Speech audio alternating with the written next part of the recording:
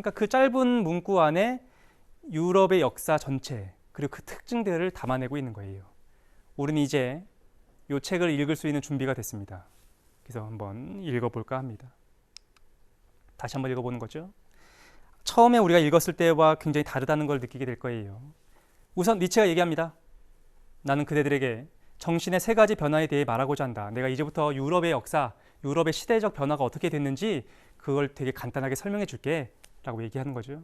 어떻게 하여 정신이 낙타가 되고 낙타는 사자가 되며 사자는 마침내 아이가 되는가를 중세 근대를 거쳐서 어떻게 내일을 맞이하게 될 것인지를 얘기해 줄게 겁니다. 첫 번째, 중세입니다. 중세는 어떤 모습이냐? 낙타 같다라는 거죠.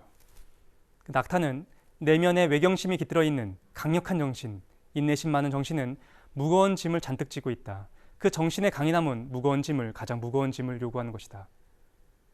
우리 종교인들을 보면 어떤 특징을 볼 수 있냐면 의무를 가득 지고 있잖아요. 자신을 희생하려고 하고 모든 짐을 지려고 하고 낙타로 적절하게 비유하고 있는 거죠. 낙타가 얘기합니다. 짐을 지고 있지만 낙타가 이렇게 얘기해요. 도대체 무엇이 무겁단 말인가? 인내심 많은 정신은 이렇게 물으며 낙타처럼 무릎을 꿇고는 짐을 가득 싣고자 한다. 하지만 시대는 이제 근대로 넘어가게 됩니다. 하지만 고독하기 그지없는 사막에서 정신의 두 번째 변화가 일어난다. 여기서의 정신은 이제 사자가 된다. 그리고 그 사자가 된 근대적 정신은 마지막 주인을 찾게 됩니다. 정신은 마지막 주인, 최후의 신에게 대적하려 하며 승리를 위해 정신은 이 거대한 용과 일전을 벌이려 한다. 정신이 더 이상 주인으로 신으로 여기지 않으려는 거대한 용은 무엇인가? 너는 해야 한다. 이것이 그 거대한 용의 이름이다. 사자가 이제 뭐와 싸우려고 하느냐? 그 전 주인, 종교와 싸우려고 한다는 거죠. 니체가 비유한 겁니다. 그 전 주인, 그 종교가 뭐냐? 용이라는 거죠. 너는 해야 한다. 이것이 그 거대한 용의 이름이다. 용의 이름이 그거예요. 이름표가 이렇게 있는데 너는 해야 한다라고 써 있는 거죠. 그러니까 종교가 우리한테 주고자 하는 그 의무를 얘기하는 겁니다.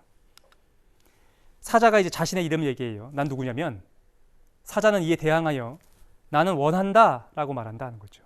어떤 건지 아시겠죠? 이성중심주의에서 르네상스 이후에 인간은 자기 자신이 원하는 것들을 해나가기 시작한다를 얘기하고 있습니다. 새로운 가치의 창조, 이것은 사자도 아직 이루지 못하는 일이다. 그러나 말하라 형제들이여, 사자도 하지 못한 일을 어떻게 아이가 할 수 있단 말인가?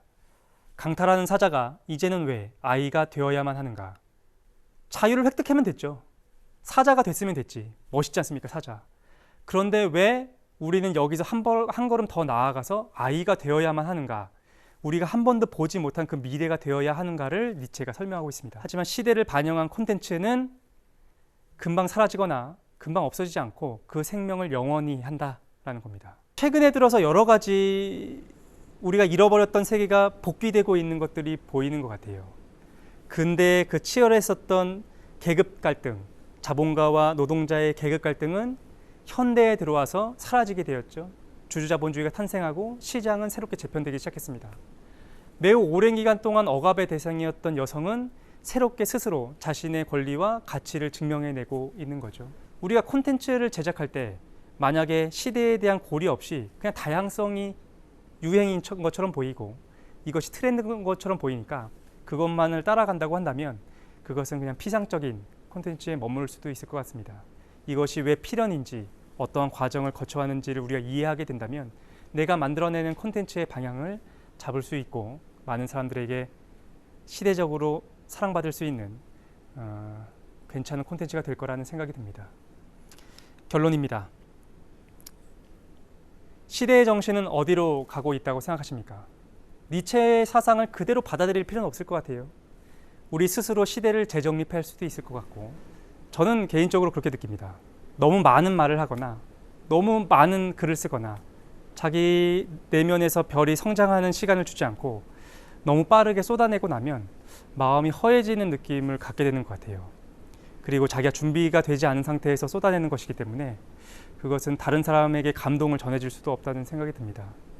그래서 콘텐츠를 준비하시는 모든 분들이 시대에 대해서도 고민하고 우리가 지금 어디 서 있는가도 고민하고 나에 대해서도 고민하고 자신이 하고자 하는 말을 조금씩 아껴가지고 내면에서 그 빛나는 별이 충분히 성장할 때까지 자기 자신을 좀 키우시는 것도 좋겠다는 생각이 듭니다. 그리고 그것을 억눌러서 그 별이 내 마음에 담겨 있기에는 내가 너무나 작은 존재가 됐을 때, 그러면 그 별이 내가 굳이 노력하지 않아도 나의 입을 통해서, 나의 손을 통해서 세상으로 나와서 다른 사람에게 전해진다는 생각을 합니다.